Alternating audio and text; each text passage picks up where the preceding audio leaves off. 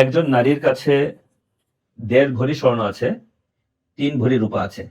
উল্লেখযোগ্য পরিমাণ জমানো ক্যাশ টাকা নেই। হাত খরচের জন্য হয়তো কয়েক হাজার টাকা আছে। এই অবস্থায় তার উপর কি যাকাত ফরজ হবে? এরকম মিশ্র সম্পদের ক্ষেত্রে যাকাত কখন ফরজ হয়? যে নারীর কাছে ১.৫ ভরি স্বর্ণ আছে এবং ৩ ভরি রূপা আছে, তার কাছে তো স্বর্ণ এবং রূপার কোনোটাই নিসাব পরিমাণ নেই। স্বর্ণের নিসাব ৭.৫ ভরি, রূপার নিসাব ৫.৫ ভরি। কিন্তু তার কাছে যেহেতু মিশ্রিত অবস্থায় স্বর্ণ এবং রূপা রয়েছে, কিছু স্বর্ণ আছে, কিছু রূপা আছে, এই ক্ষেত্রে তাকে স্বর্ণ এবং রূপা দুটারই মূল্য হিসাব করতে হবে। দুটার মূল্য যদি ৫.৫ ভরি রূপার সমপরিমাণ হয়ে যায়, তাহলে তার উপর যাকাত ফরজ হবে। কারো কাছে স্বর্ণ এবং রূপা থাকলে তার কাছে অতিরিক্ত জমানো ক্যাশ টাকা আছে কিনা এটা দেখার বিষয় নয়।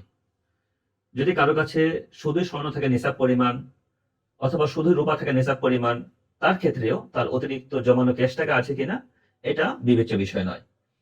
যদি কারো কাছে ১০ ভরি স্বর্ণ থাকে, তার কাছে কোনো ক্যাশ টাকা নেই, তার উপর তো যাকাত ফরজ হবে। তো সেই ক্ষেত্রে এই কথা বলার যেমন সুযোগ নেই যে আমার তো ক্যাশ টাকা নিয়ে আমি যাকাত কিভাবে দিব।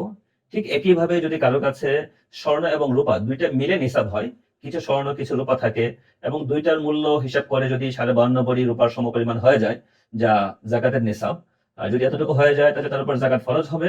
এবং এই যাকাত ফরজ হওয়ার ক্ষেত্রেও এটা কোনো প্রতিবন্ধক নয় যে তার কাছে জমানো কোনো ক্যাশ টাকা নেই। যদি ক্যাশ টাকা না থাকে তাহলে তিনি চাইলে কারো কাছ থেকে টাকা ধার করে যাকাত আদায় করতে পারেন।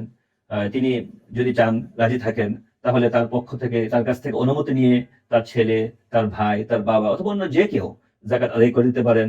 অথবা যদি তিনি চান তাহলে কিছু স্বর্ণ বা রূপা বিক্রি করেও তিনি যাকাত আদায় করতে পারেন। কোনো অসুবিধা নেই।